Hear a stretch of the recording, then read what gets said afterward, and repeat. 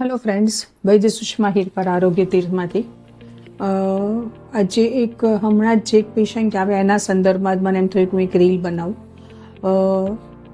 શ્વાસ ચડવો, હાંફ ચડવો, અસ્થમા કહીએ, દમ કહીએ, બરાબર છે. હવે એમાં ઘણીવાર નાના બાળકોને પણ બહુ થાય છે, મોટા ઉંમરે પણ થાય છે, નાનાને પણ થાય છે. હવે તો એલર્જીથી પણ આ તકલીફ થતી હોય છે. એમાં મેઇન એ થાય કે ઘણીવાર કારણ વગર પણ શ્વાસ ચડે, સીડી ચડો કે બાળકો રમે તો પણ શ્વાસ ચડે, કશું જ ના કરો ને એમને ઘણીવાર બહુ જ વિચારો કરીને પણ શ્વાસ ચડી જતા હોય છે. ઘણા બધા રીઝન છે. પણ બ્રે નામના એક વૈજ્ઞાનિક છે ને, એને વર્ષો પહેલાં એક શોધેલું કે આ જે શ્વાસ ચડવાનો કે હાંફ ચડવાનો જે અસ્થમાનો જે પ્રોબ્લેમ છે એ ઇફેક્ટિવ પાર્ટ એટલે જેને અસર કહીએ એ આપણા ફેફસા છે.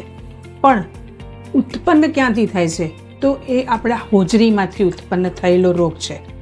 હોજરી એટલે તમારું ડાયજેસ્ટિવ પાર્ટ, બરાબર, તમારું આમાશય.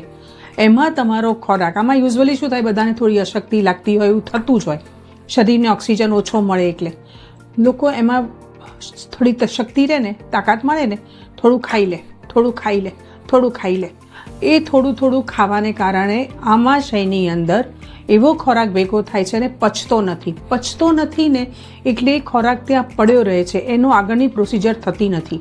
એટલે એમાં ફર્મેન્ટેશન, એક આથો આવે અને એમાંથી પછી ધીમે ધીમે આમ વિષ બને અને એ વસ્તુ પછી ધીમે ધીમે એની અસર થઈને ફેફસા ઉપર એની અસર ત્યાં આવે છે કે તમને શ્વાસ પૂરો નથી લઈ શકાતો.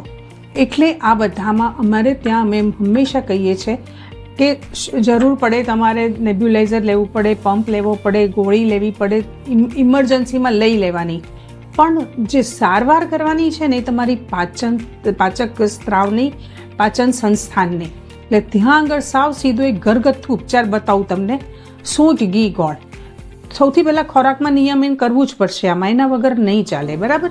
તમે જે ખોરાક ખાઓ છો ને એ વારે ખાવાને બદલે નિયમિત 2 કે 3 સમયમાં ખાઓ અને થોડોક ઓછો ખાઓ. અને સાથે સૂંઠ, ઘી, ગોળનું કોમ્બિનેશન એક બતાવું. 5 ચમચી સૂંઠ, 1 ચમચી, અડધી ચમચી ઘી, 1 ચમચી ગોળ. આ કોમ્બિનેશનમાં જમ્યા પછી લઈ લેવાનું. અથવા તો લીંબુ, મીઠું, મરી, 2માંથી એક વસ્તુ તમારે જમ્યા પછી લઈ લેશો તો તમારે શ્વાસ ચડવાના વેગ ઓછા થઈ જશે.